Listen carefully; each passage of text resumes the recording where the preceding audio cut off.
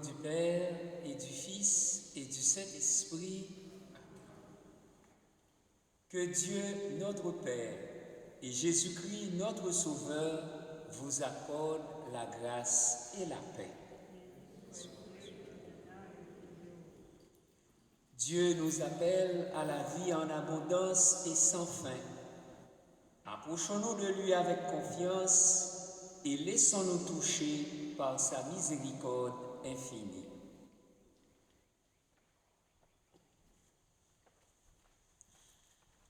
Seigneur Jésus, Maître et Sauveur, tu redonnes vie là où la mort avait germé. Béni sois-tu et prends pitié de nous. Béni sois-tu et prends pitié de nous. Ô Christ, Fils du Dieu vivant, tu es venu sauver ceux qui étaient perdus. Béni sois-tu et prends pitié de nous. Béni sois-tu et prends pitié de nous. Seigneur, par ta croix et ton amour, tu es victorieux de toutes les forces du mal. Béni sois-tu et prends pitié de nous. Béni sois-tu et prends pitié de nous. Que Dieu Tout-Puissant, qui a relevé le Christ de la mort, nous fasse miséricorde, qu'il nous touche au cœur par son pardon et nous conduise à la vie éternelle.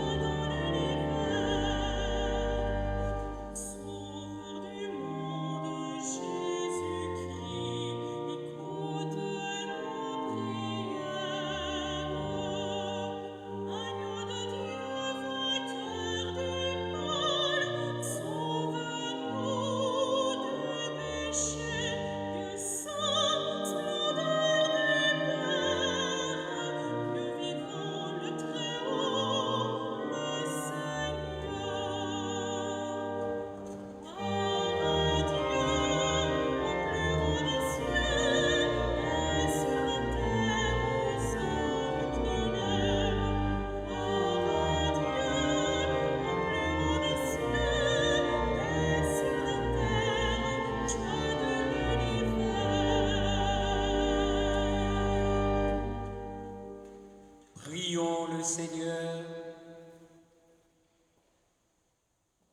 Tu as voulu, Seigneur, qu'en recevant ta grâce, nous devenions des fils de lumière. Ne permets pas que l'erreur nous plonge dans la nuit, mais accorde-nous d'être toujours rayonnants de ta vérité. Par Jésus-Christ, ton Fils, notre Seigneur et notre Dieu, qui règne avec toi et le Saint-Esprit, maintenant et pour les siècles des siècles.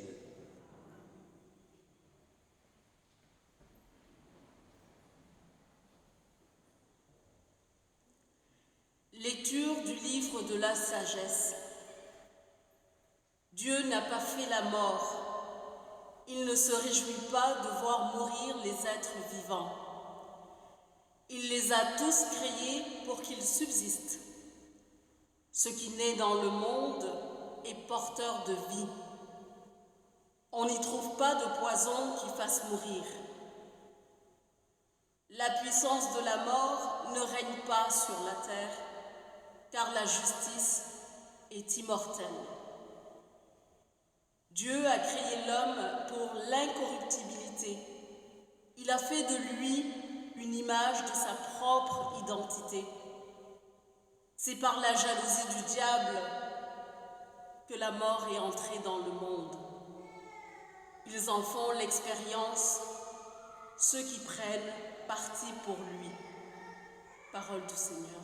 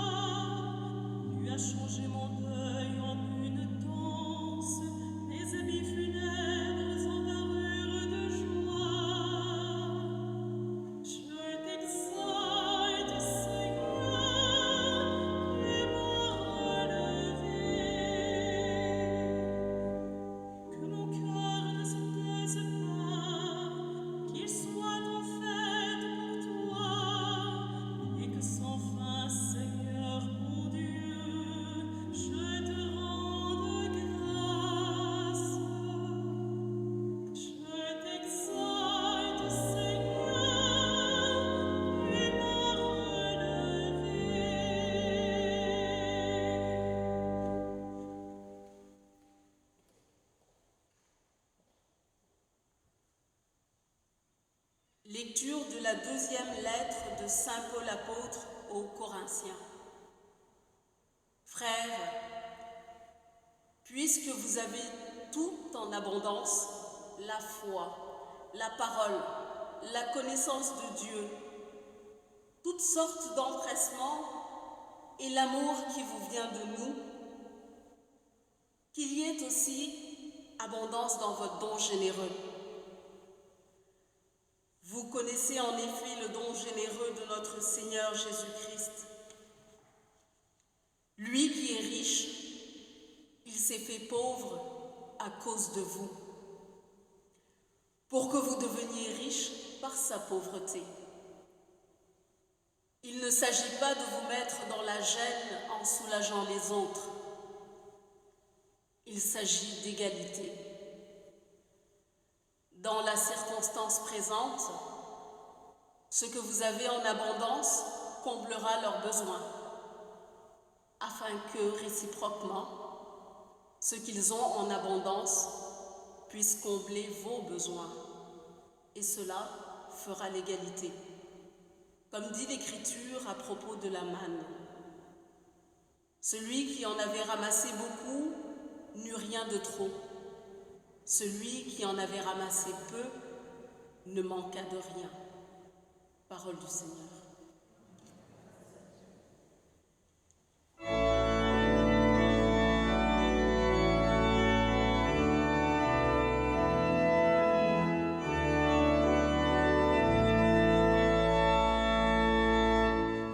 Alléluia.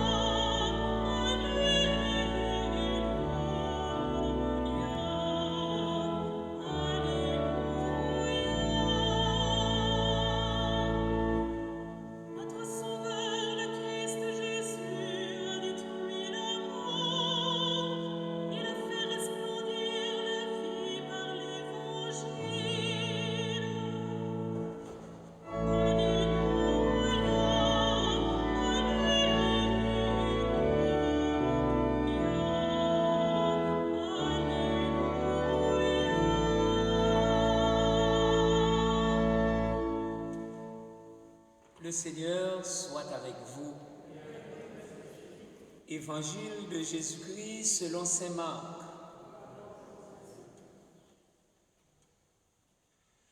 En ce temps-là, Jésus regagna en barque l'autre rive, et une grande foule s'assembla autour de lui. Il était au bord de la mer.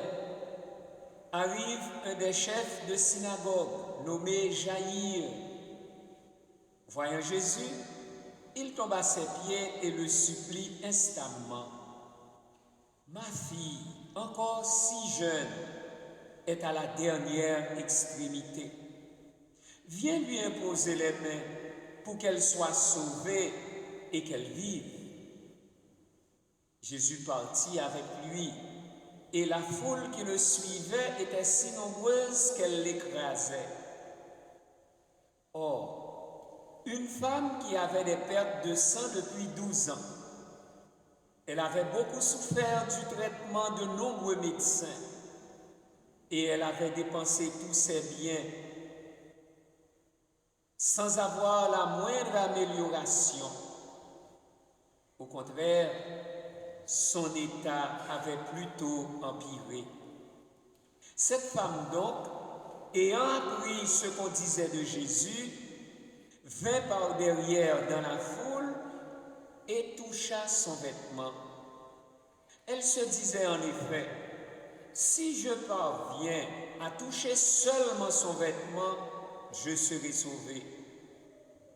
À l'instant, l'hémorragie s'arrêta et elle ressentit dans son corps qu'elle était guérie de son mal. Aussitôt Jésus se rendit compte qu'une force était sortie de lui. Il se retourna dans la foule et il demandait, « Qui a touché mes vêtements ?»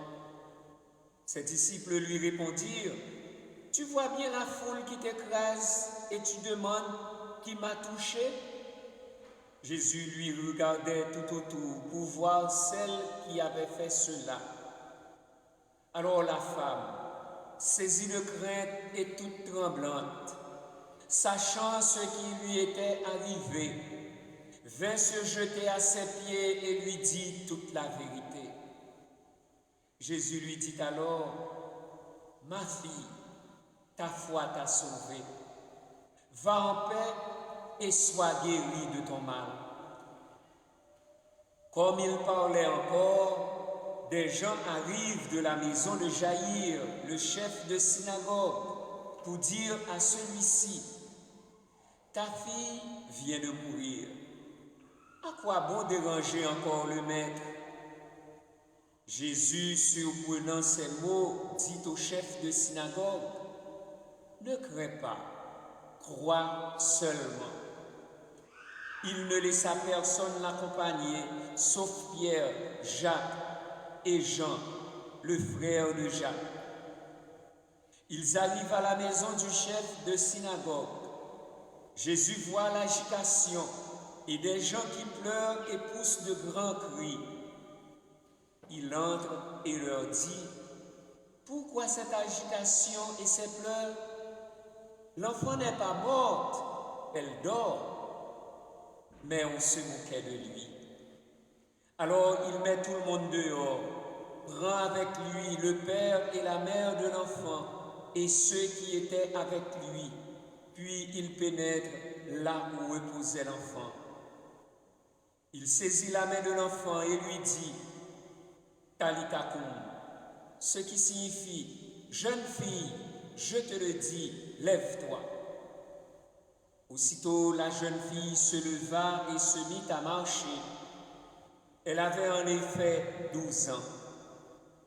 Ils furent frappés d'une grande stupeur, et Jésus leur ordonna fermement de ne le faire savoir à personne. Puis il leur dit de la faire manger. Acclamons la parole de Dieu.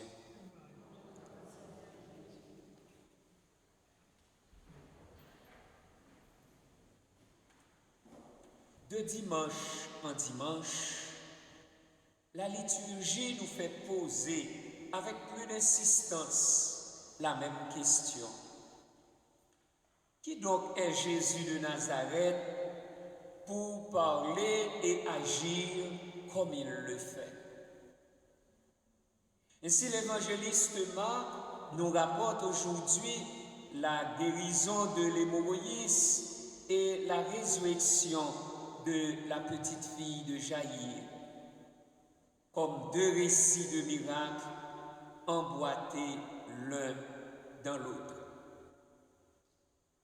Après la tempête apaisée, Jésus est arrivé sur l'autre rive, où une foule considérable s'assembla près de lui.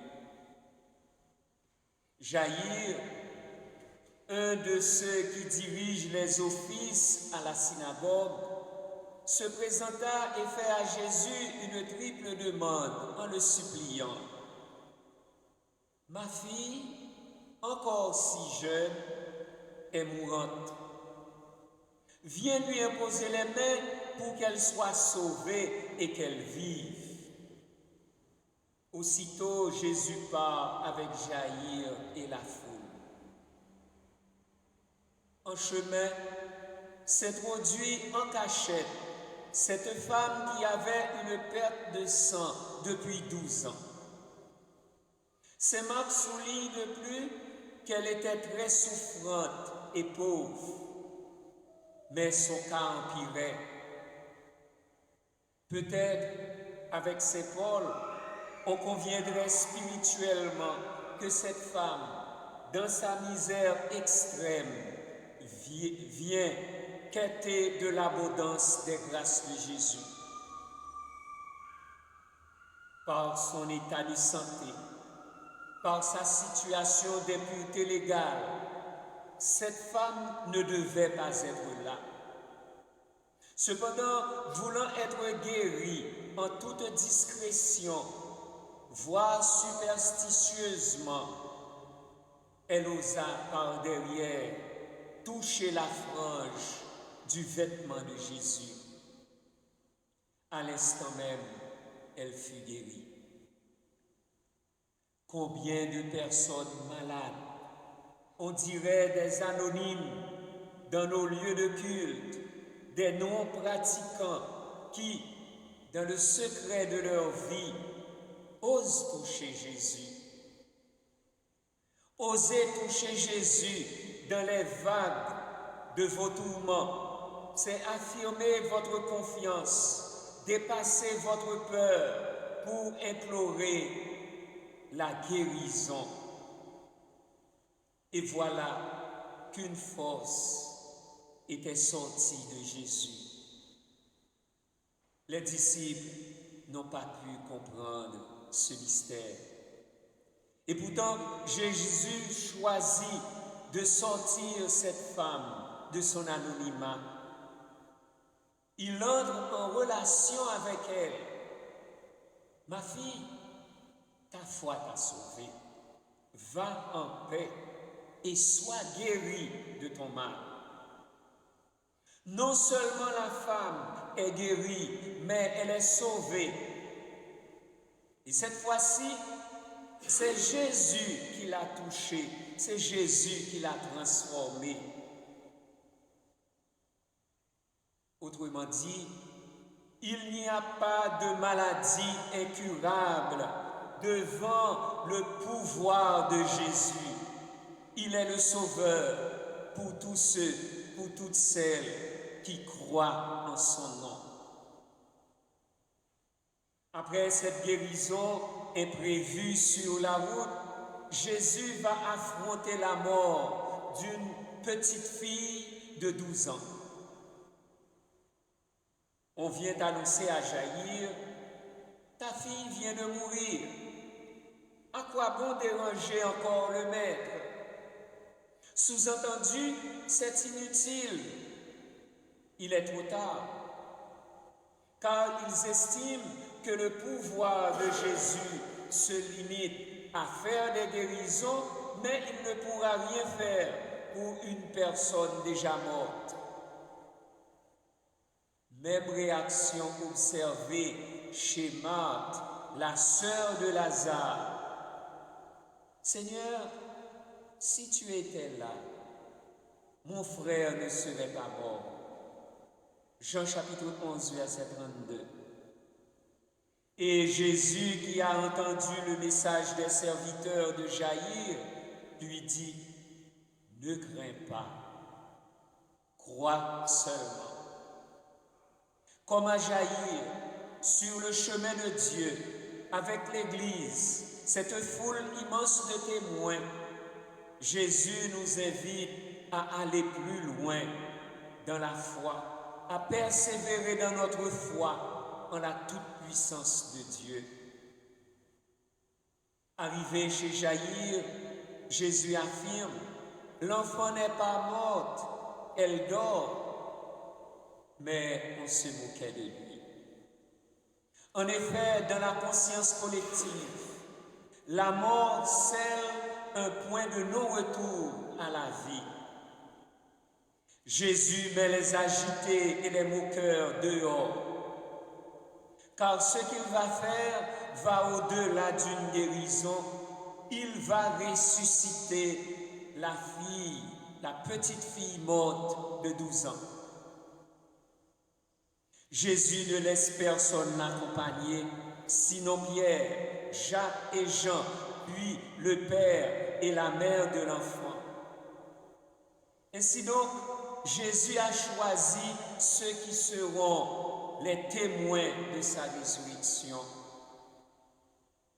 Entré dans la chambre, Jésus saisit la main de l'enfant et lui dit, Talitha koum, jeune fille, je te le dis, lève-toi. Et aussitôt elle se leva et se mit à marcher. De fait, cette résurrection de la fille de Jaïr, comme celle de Lazare et bien d'autres, est une anticipation prophétique de la résurrection de Jésus lui-même. Jésus se révèle à nous le Fils de Dieu. Car la résurrection des morts est le signe par excellence qui atteste que Jésus est vraiment le Messie, le Sauveur et le Rédempteur des vivants et des morts. La résurrection des morts fait partie du plan de Dieu, du plan de salut de Dieu que Jésus vient accomplir. Moi, je suis la résurrection et la vie. Celui qui croit en moi, même s'il meurt, vivra. Voilà pourquoi la foi de l'Église ne cesse d'affirmer « Je crois à la résurrection de la chair, à la vie éternelle ». En agissant ainsi, Jésus nous rappelle que Dieu n'a pas fait la mort et ne se réjouit pas de voir mourir les êtres vivants. Dieu a créé toutes choses pour qu'elles subsistent. L'homme et la femme, ouvrage de ses mains et image de sa propre identité, nous sommes destinés à l'incorruptibilité, à une existence impérissable. Et la justice immortelle de Dieu devient la garantie de notre immortalité. Enfin, frères et sœurs, qu'en est-il de votre foi dans la puissance de Jésus? Reconnaissons-nous vraiment en Jésus, celui qui peut nous guérir en cette vie et celui qui peut nous sauver de la mort et de la mort éternelle.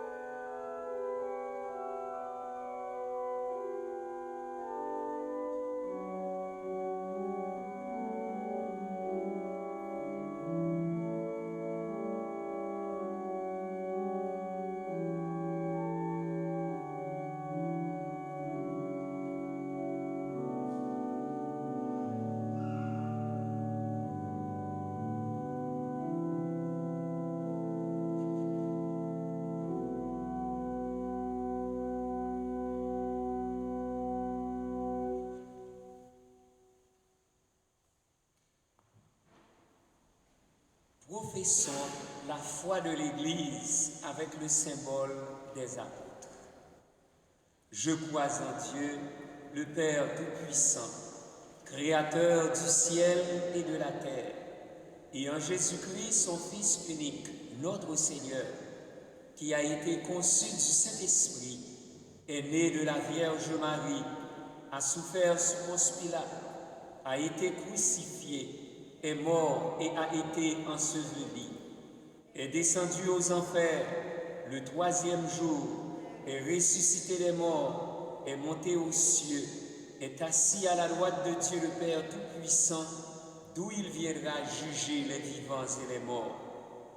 Je crois en l'Esprit Saint, à la Sainte Église catholique, à la communion des saints, à la rémission des péchés, à la résurrection de la chair, à la vie éternelle. Amen.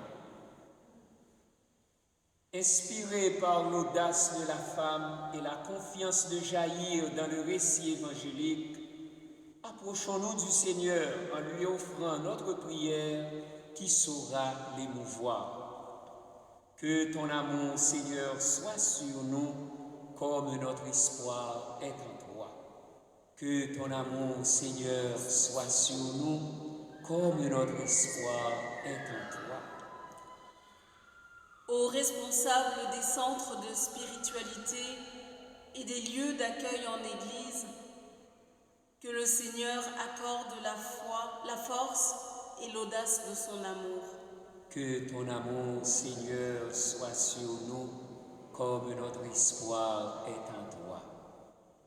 Aux personnes qui souffrent dans leur cœur et dans leur corps, que le Seigneur accorde la paix et la guérison. Que ton amour, Seigneur, soit sur nous comme notre espoir est en toi. Aux dirigeants politiques et sociaux qui ont de lourdes décisions à prendre pour le bien des nations, que le Seigneur accorde son esprit de discernement. Que ton amour, Seigneur, soit sur nous comme notre espoir est en toi. Aux gens désemparés qui se sont laissés envahir par la peur, l'angoisse, l'envie de tout laisser tomber, que le Seigneur accorde l'espérance et la consolation. Que ton amour, Seigneur, soit sur nous comme notre espoir est en toi. À notre communauté qui cherche à vivre toujours plus près de Dieu, que le Seigneur accorde le bonheur et la joie. Que ton amour, Seigneur, soit sur nous comme notre espoir est en toi. Prions à nos intentions personnelles et prions pour toutes les personnes qui se recommandent à nos prières.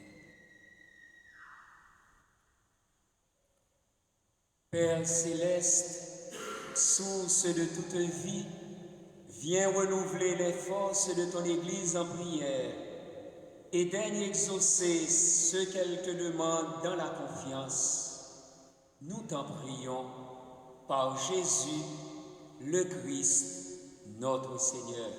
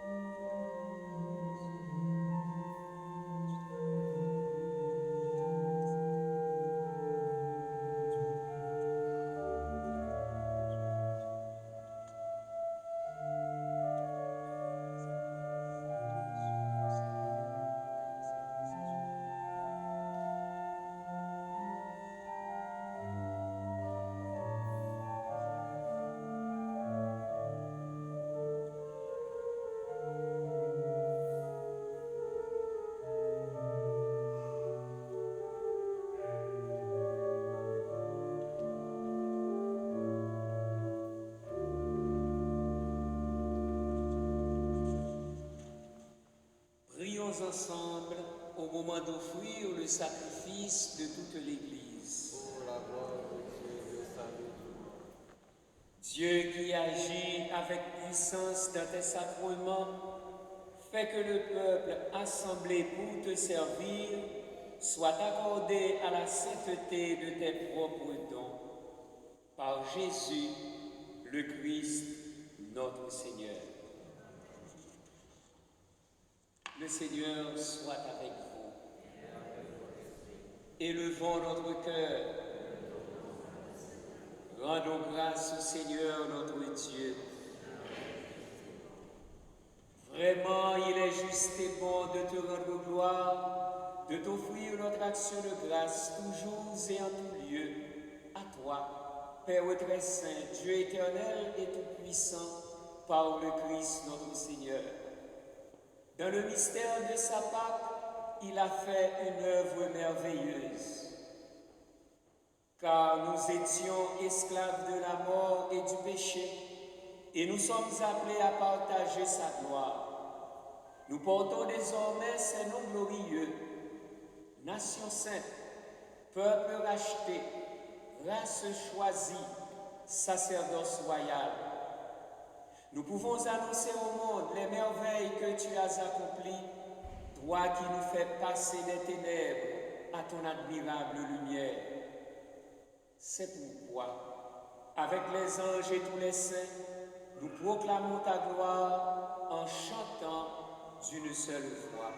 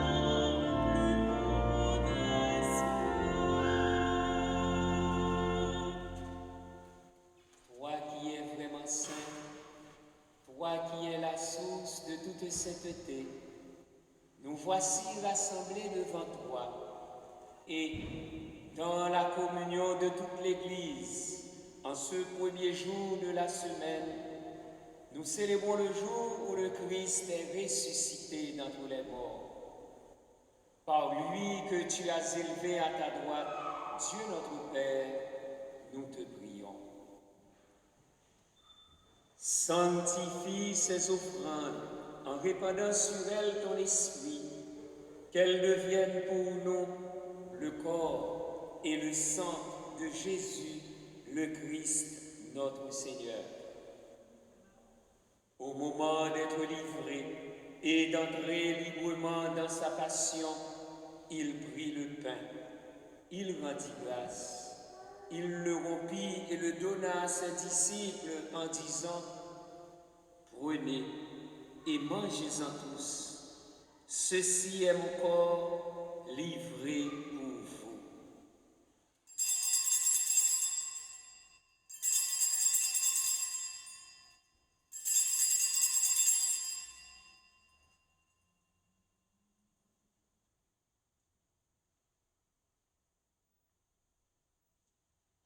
De même, à la fin du repas, il prit la coupe. De nouveau, il rendit grâce et la donna à ses disciples en disant: prenez et buvez-en tous, car ceci est la coupe de mon sang, le sang de l'alliance nouvelle et éternelle, qui sera versé pour vous et pour la multitude en rémission des péchés. Vous ferez cela en mémoire de moi.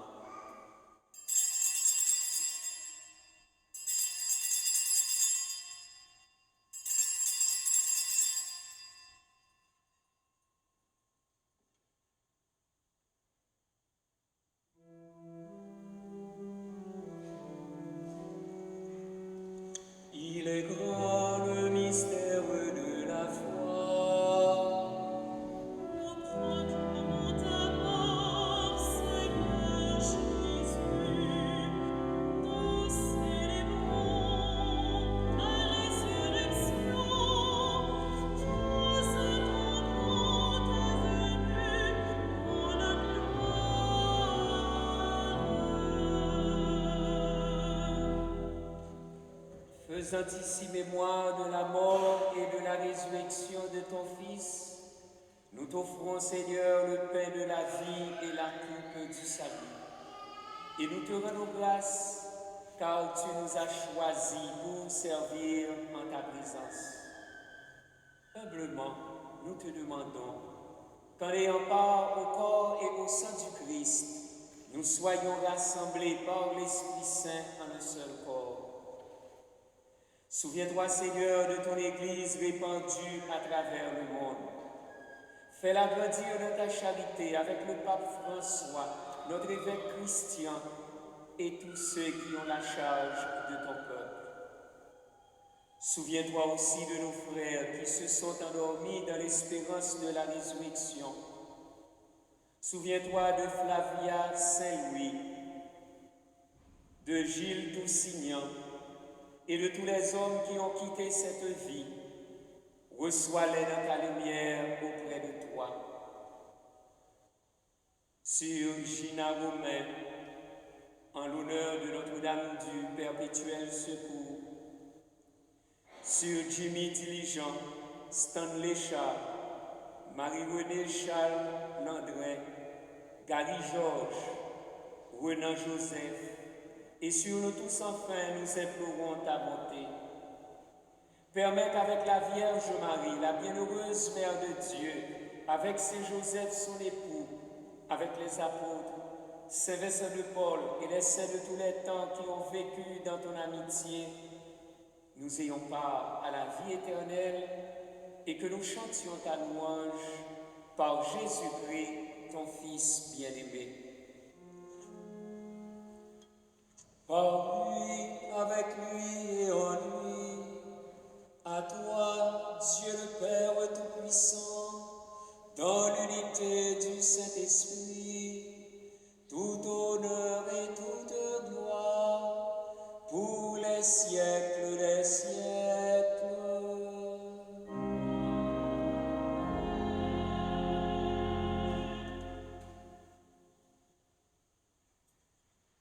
Comme nous l'avons appris du Sauveur, et selon son commandement, nous osons dire: Notre Père qui es aux cieux, que ton nom soit sanctifié, que ton règne vienne, que ta volonté soit faite sur la terre comme au ciel. Donne-nous aujourd'hui notre pain de ce jour. Pardonne-nous nos offenses, comme nous pardonnons aussi à ceux qui nous ont offensés, et ne nous laisse pas entrer en tentation, mais délivre-nous du mal. Délivre-nous de tout mal, Seigneur, et donne la paix à notre temps. Par ta miséricorde, libère-nous du péché. Rassure-nous devant les épreuves, en cette vie où nous espérons le bonheur que tu promets et l'avènement de Jésus-Christ, notre Sauveur.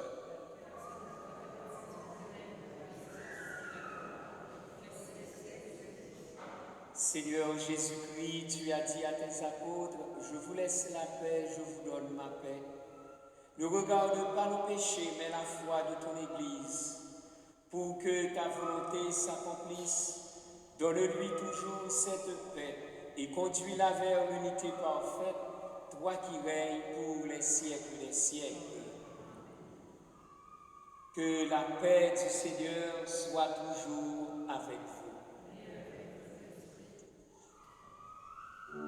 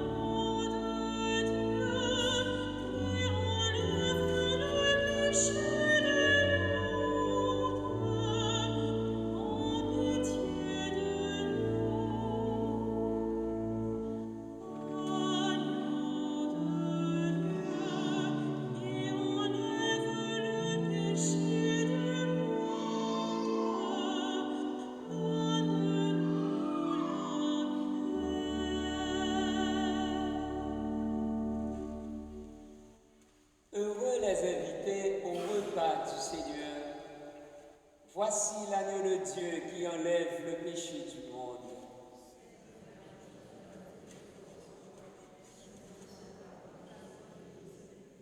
Le corps du Christ.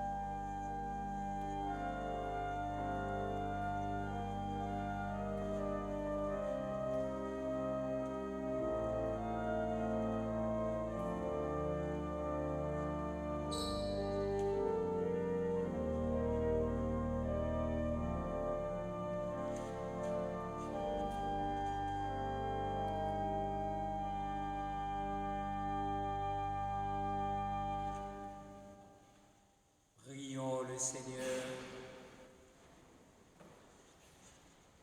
que le corps et le sang de Jésus-Christ offerts en sacrifice et reçus en communion nous donnent la vie, Seigneur. Reliés à toi par une charité qui ne passera jamais, nous porterons des fruits qui demeurent. Par Jésus, le Christ, notre Seigneur. Veuillez vous asseoir pour quelques instants. La quête de la semaine dernière a rapporté $817. Un grand merci à tous. À partir de ce vendredi prochain, de 8h à 13h, vendredi 2 juillet, nous reprendrons l'adoration à la chapelle. Alors les personnes intéressées à se joindre à l'équipe d'adorateurs sont priées d'inscrire vos noms et vos numéros de téléphone sur une feuille aux sorties des portes de l'église. Et on tâchera de vous contacter. À partir de lundi, nous tomberons en zone verte.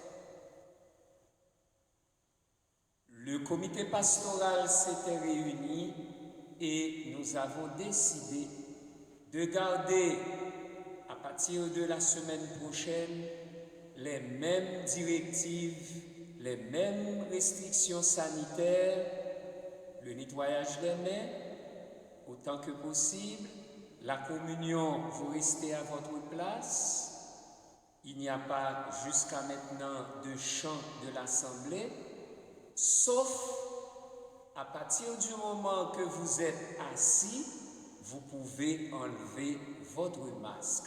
Mais si vous vous déplacez pour X raison, s'il vous plaît, reprenez votre masque.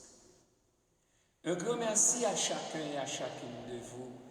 Un merci à Dimitri et à Céliane, nos deux petits, nos deux jeunes qui nous ont accueillis et qui nous ont passé l'alcool. Un merci à Annick, leur maman. Un merci à Anne-Marie qui est quelque part, oui, Anne-Marie. Un merci à Denis, un merci à Lynn, à notre concierge, à notre sacristain. Un merci à tous. Levez-vous pour la bénédiction. Le Seigneur soit avec vous. Que Dieu Tout-Puissant vous bénisse, le Père, le Fils et le Saint-Esprit. Allez dans la paix du Christ. Bon dimanche et bonne semaine.